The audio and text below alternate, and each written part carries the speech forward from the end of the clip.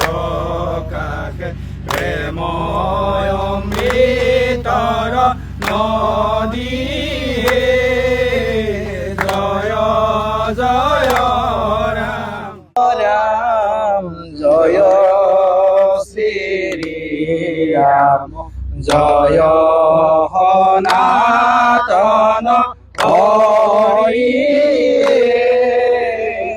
জয় জয় রাম জয় শ্রী রাম জয় সনাতন হৰি।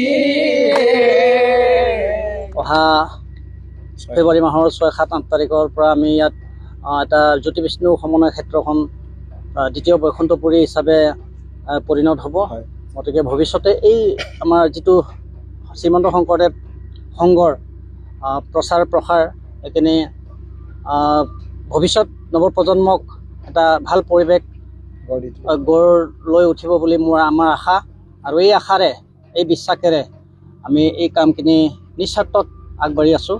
কৃষ্ণ শংকৰ প্ৰথমে আপোনালোক সকলোলৈকে আমি শ্ৰীমন্ত শংকৰদেৱ সংঘ 95 সংখ্যক বাৰ্ষিক অধিৱেশনৰ তৰফৰ পৰা ভক্তিভৰা সেৱা নিবেদন কৰিছোঁ। ইতিমধ্যে এই ধলাই বিলত জ্যোতি বিষ্ণু সমন্বয় ক্ষেত্ৰত শ্ৰীমন্ত শংকৰদেৱ সংঘৰ যি বাৰ্ষিক অধিৱেশনৰ যি প্ৰস্তুতি ইয়াতে তুংগত হৈছে, আৰু কেইটামান দিনৰ পিছতেই ইয়াতে আমাৰ মূল অনুষ্ঠানৰ কাৰ্যসূচীসমূহ ইয়াতে ৰূপায়িত হ'ব।